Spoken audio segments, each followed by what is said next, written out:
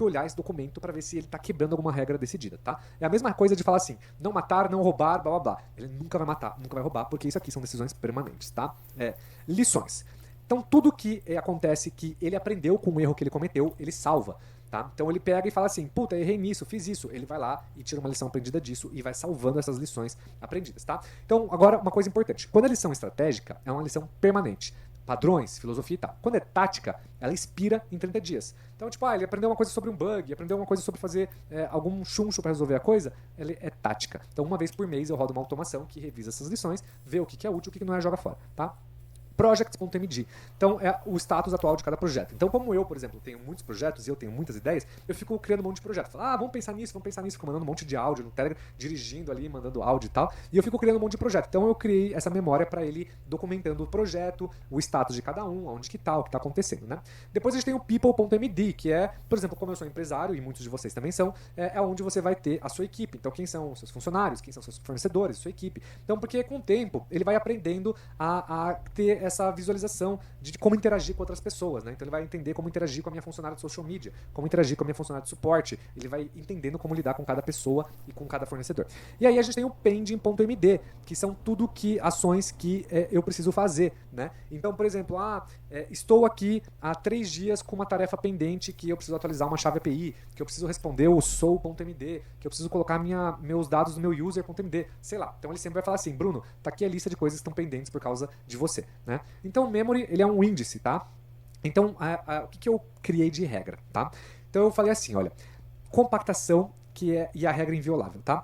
Então, eu pedi para ele sempre compactar a sessão com 160 mil tokens e deixar reservado 30 mil tokens de garantia.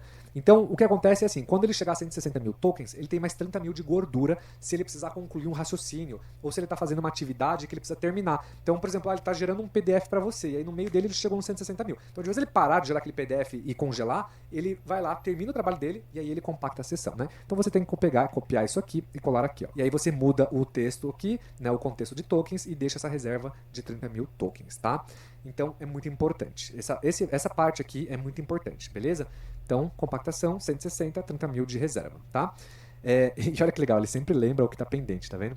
Agora, regra inviolável, tá? Então é isso aqui, ó. Regra inviolável. Antes de cada compactação, o agente deve extrair lições, lessons, decisões, pendências, pending, blá blá blá, tá bom?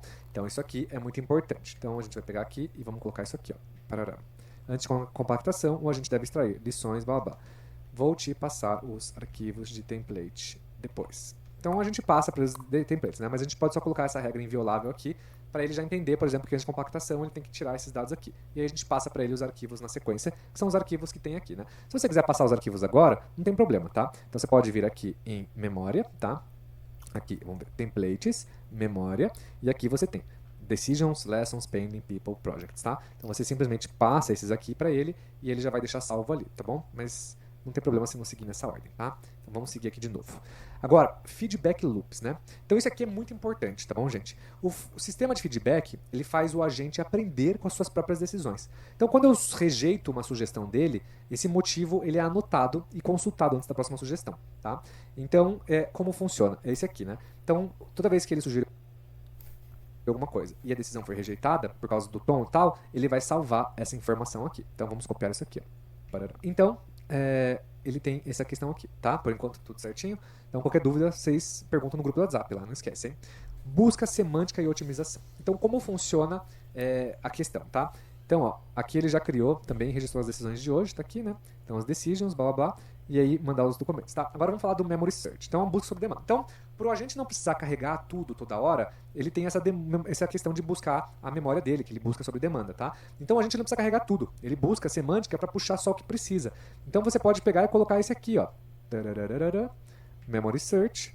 E aí ele puxa o específico, tá? Então você vem aqui, simplesmente cola esse comando aqui, e aí ele já organiza também para puxar as coisas daquele trecho específico, para fazer as coisas, tá?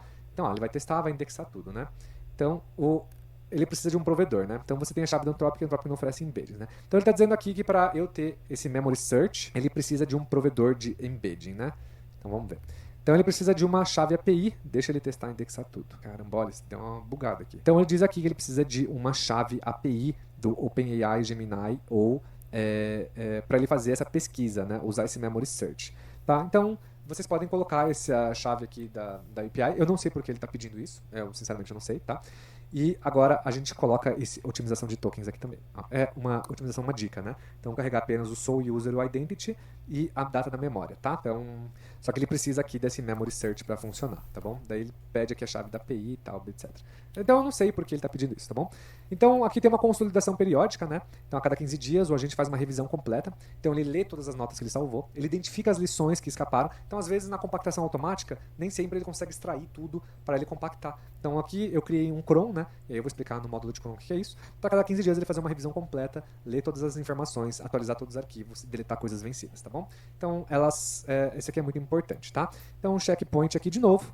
E aí o que vocês podem fazer, o que vocês precisarem, né? Então é mandar esses arquivos do memory aqui que a gente falou. A gente tem aqui também o template do memory, né? Então tá aqui tudo isso aqui que vocês podem fazer. Então, de novo, a gente pode colocar aqui o memory, tá?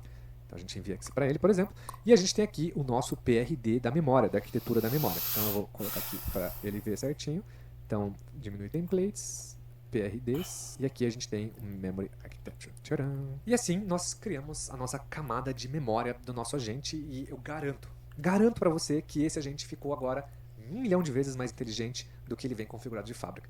Acredito que ao longo prazo, naturalmente, eles vão melhorar essa parte do agente e ele vai ficando cada vez mais inteligente sozinho. Mas enquanto a gente não chegou nesse patamar, com esses arquivos, com esses prompts que eu te passei, você consegue criar tudo automaticamente. Então aqui ele já criou, né, essa estrutura completa de memória, né? Então aqui ele também tem a arquitetura, tá? Então você pode enviar esses dois arquivos, ele tem a arquitetura e depois ele revisa aqui tudo certinho, tá?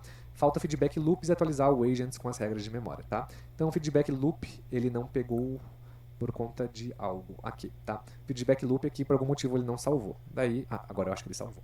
Então, vejo vocês no próximo módulo. Tamo junto.